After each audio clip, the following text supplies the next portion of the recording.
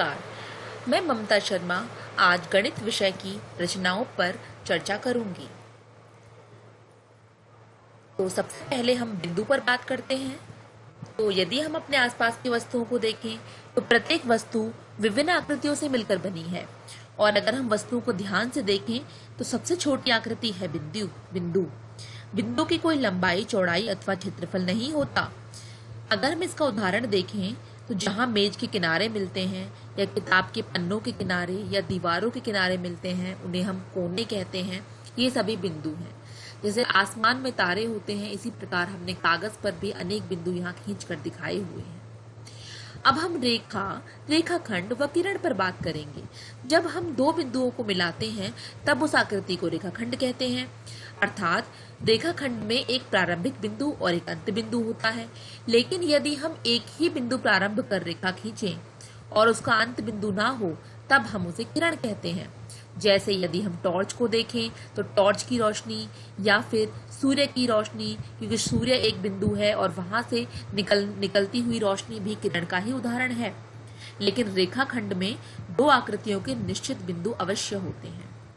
अब हम बात करते हैं रेखा पर। जब कोई रेखा दो बिंदु के दोनों तरफ कहाँ जा रही है हमें इसका अनुमान न हो तब वह रेखा कहलाती है। जैसे बिजली के खंभे पर तार, रेल की पटरियां इत्यादि। तो हमने देखा कि बिंदुओं को मिलाने से रेखाखंड बनते हैं, रेखाखंडों के मिलाने से सतह बनती हैं और सतहों के मिलाने से विभिन्न आकृतियां बनती हैं। अब हम इन आधारभूत संरचनाओं की सहायता से रचनाएं करते हैं। तो ज्यामिति में सबसे पहले कोण की बात करते हैं। कोण वह आकृति है जो एक बिंदु से दो सरल रेखाओं के निकलने पर बनती है। कोण को हम चांदे की सहायता से नाप भी सकते हैं या फिर हम प्रकार की सहायता से भी नाप सकते हैं और बना भी सकते हैं। कोण बनाने के लिए हमें कुछ बातों का ध्यान रखना चाहिए। हमारी पेंसिल की नोक छिली हुई होनी चाहिए। कागज पर सर्वप्रथम हमें बिंदु बना लेने चाहिए और हल्के हाथ से हमें लाइन खींचनी चाहिए। प्रकार को निश्चित त्रिज्या तक खोल लेना चाहिए, जैसे 3 सेंटीमीटर, 4 सेंटीमीटर इत्यादि। और जिस बिंदु पर कोण बनाना है वहां पर प्रकार की नोक और दूसरी साइड पेंसिल की नोक को रखकर हमें चाप लगानी है। और जितना हमने प्रारंभ में एक बार प्रकार खोल लिया है, चाप पर काटते समय हमें उसे हिलाना नहीं है। अब देखिए, हम यहाँ पर एक वीडियो के माध्यम से 60, 90 और 120 की रचना करना सीखते हैं। तो यह वीडियो इस वीडियो में हम देख रहे हैं कि हमने सबसे पहले दो बिंदु ए बी लेकर एक रेखाखंड खींचा। फिर हमने प्रकार को कुछ त्रिज्या लेकर खींच लिया और उसके बाद हमने जहां पर चाप और रेखाखंड ने काटा उस बिंदु पर प्रकार को रखकर एक और चाप लगाई। पर यहाँ ध्यान रहे कि हमें प्रकार को हिलाना नहीं है। तो यह जो कोण बना यह 60 डिग्री का कोण होगा। अब हम 60 डिग्री के कटान बिंदु से जब दूसरी चाप लगाएंगे तो यह इसका दुगना अर्थात 120 डिग्री पर होगा। और जब हम 60 डिग्री और 120 डिग्री पर प्रकार रखकर जब बीच में चाप लगाएंगे मध्य में, तब यह चाप 90 डिग्री की कहलाएगी। और 90 डिग्री के जो कटान बिंदु आया है उससे रेखाखंड के बिंदु को मिलाते हुए हम रेखा खींचेंगे और यह रेखाखंड हमारा 90 डिग्री का कोण होगा जो कि एल आकृति का बना होगा। तो यहाँ हम देख सकते हैं कि यह 90 डिग्री का कोण, 60 डिग्री का कोण और 120 डिग्री के कोण के मध्य होता है। अब हम जानते हैं समद्विभाजन के बारे में। किसी भी कोण का समद्विभाजन करने के लिए हम उस कोण के दोनों योग वाले शीर्षों पर प्रकार रखकर मध्य में चाप लगाते हैं। जैसे 90 डिग्री 60 और 120 का समद्विभाजन करने से मिलेगा। यानी हमने एक बार 60 के कटान बिंदु पर और फिर 120 के कटान बिंदु पर प्रकार रखकर मध्य में चाप लगाई है। और किरण के बिंदु और 90 के बिंदु को मिलाने पर हमें 90 डिग्री अर्थात समकोण प्राप्त होता है। इसके उदाहरण में हम 60, 120 और 90 का कोण कॉपी पर बनाकर देखेंगे। अब हम वृत्त बनाना सीखते हैं। सबसे पहले वृत्त क्या होता है? तो वृत्त में एक निश्चित बिंदु होता है जिसकी दूरी उसकी बाहरी रेखा से समान होती है। इस समान दूरी को हम त्रिज्या कहते हैं। वृत्त की संरचना करते समय हमें प्रकार वृत्त की त्रिज्या के बराबर खोलना होता है और व्यास त्रिज्या का दुगना होता है। अर्थात यदि हमें व्यास दिया हो तो हम उसके आधे के बराबर प्रकार खोलेंगे और त्रिज्या दी हो तो हम त्रिज्या के बराबर प्रकार खोलेंगे। जैसे यहाँ उदाहरण में 7.5 सेंटीमीटर त्रिज्या वाले वृत्त की संरचना करनी है।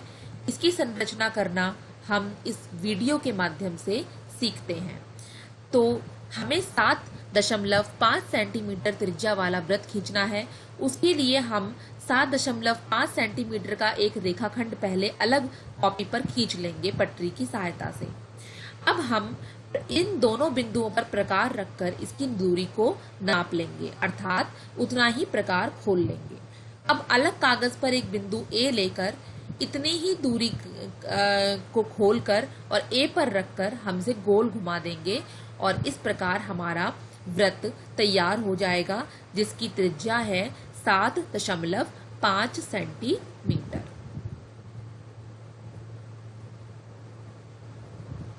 और यहाँ हमें ध्यान रखना है, यदि हमें यह व्यास 15 सेंटीमीटर दिया होता तो हम व्यास का आधा अर्थात 7.5 सेंटीमीटर प्रकार खोलते। अब हम बात करते हैं किसी एक रेखाखंड के बराबर दूसरा रेखाखंड कैसे खींचेंगे। किसी दिए गए रेखाखंड के बराबर दूसरा रेखाखंड खींचने के लिए हम यह वीडियो देखते हैं। तो हमने वीडियो में सबसे पहले कागज पर एक बिंदु लेंगे और हमें दी गई रेखाखंड के बराबर हम यहाँ पर एक रेखाखंड खींच लेंगे, हमें जितना भी दिया हो।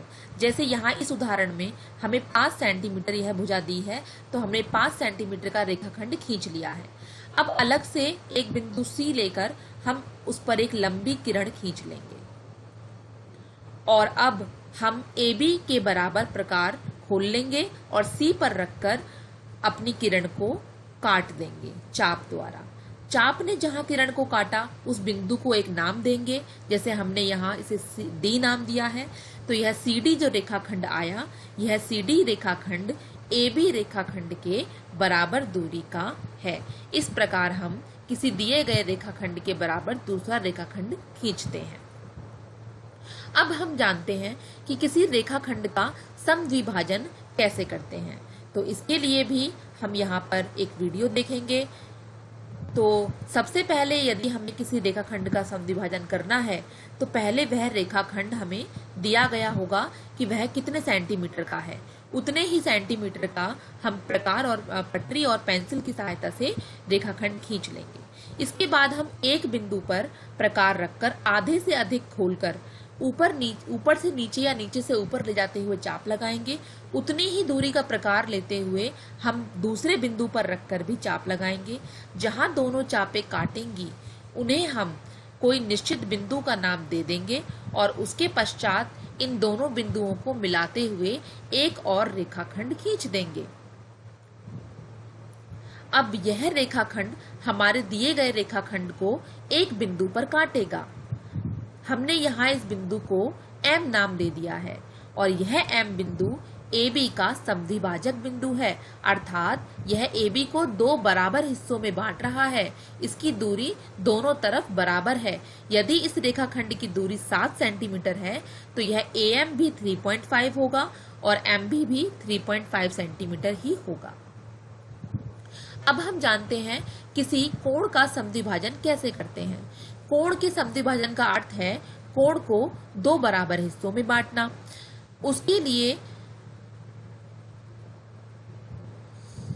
इसके लिए हम सबसे पहले जो भी हमें कोण दिया है वह कोण बना लेंगे अपने कागज पर। जैसे कि हम यहाँ वीडियो में देख रहे हैं कि हमने दो बिंदु लेकर हमने यहाँ कोई भी हमें कोण जो दिया गया है वह बना लिया।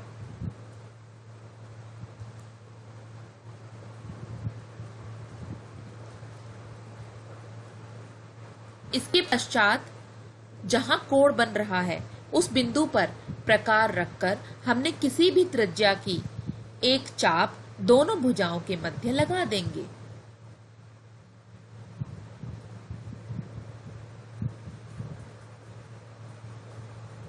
यह चाप दोनों भुजाओं को दो बिंदुओं पर काटेगी। अब हम अपने कागज पर अलग से एक बिंदु लेंगे। अब हमने दोनों बिंदुओं पर प्रकार रखकर अपनी समान दूरी की प्रकार खोलते हुए दो चापें यहां पर लगाएंगे और ये दोनों चापें जिस बिंदु पर काटती हैं उसे बिंदु ए से मिला देंगे। ए ई को मिलाते हुए एक किरण खींचेंगे।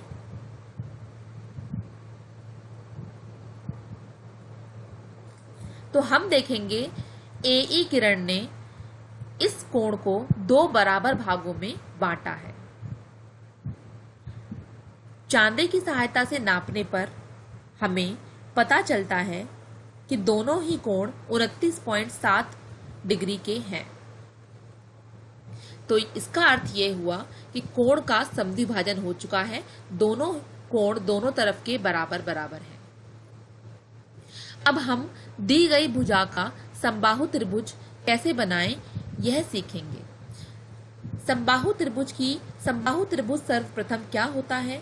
यह वह त्रिभुज है जिसकी तीनों भुजाएं बराबर होती हैं और जिसके तीनों कोण 160 डिग्री के होते हैं। तीनों कोण 60 डिग्री के होते हैं। तो यह समबाहु त्रिभुज बनाने के लिए सर्वप्रथम हम जो भी भुजा हमें दी गई है उसके बराबर का रेखाखंड कागज पर खींच लेंगे, जैसे कि हम यहाँ वीडियो में देख पा रहे हैं। अब हम ए पर प्रकार रखकर बी के बराबर खोलकर ए पर प्रकार रखकर ए बी के बराबर खोलकर एक चाप लगाएंगे बड़ी सी। इसी प्रकार बी पर प्रकार रखकर ए बी के बराबर खोलकर दूसरी चाप लगाएंगे। जहां दोनों चापें काटेंगी उसे बिंदु सी का नाम दे दिया।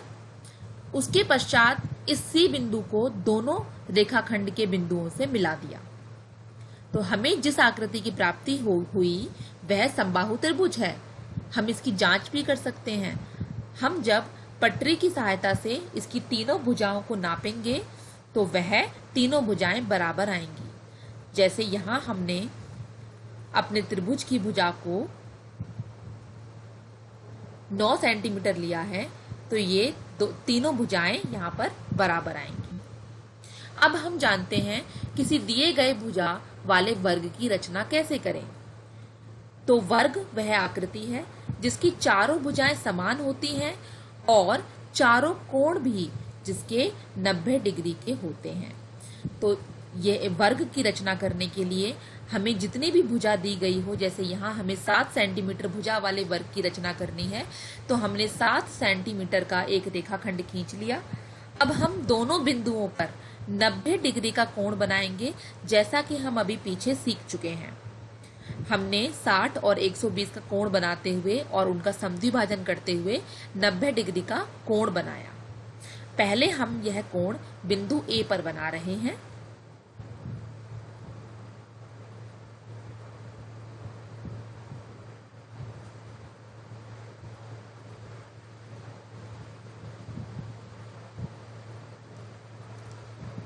इसी प्रकार हमने दूसरा कोण बिंदु पी पर बना लिया। यह भी 90 डिग्री का ही कोण बनाना है।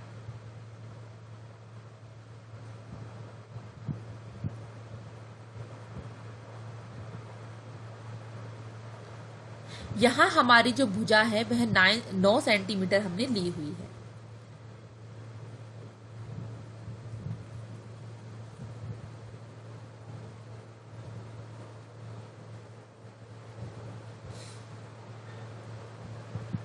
अब हम ए बिंदु पर प्रकार रखकर 9 के बराबर खोलकर हम एक चाप लगाएंगे। इसी प्रकार 9 सेंटीमीटर ही खोलकर हम दूसरी चाप लगाएंगे और दोनों बिंदुओं को हम मिलाते हुए एक रेखाखंड खींच देंगे और यह जो आकृति हमें प्राप्त होगी यह हमारा अभीष्ट वर्ग होगा।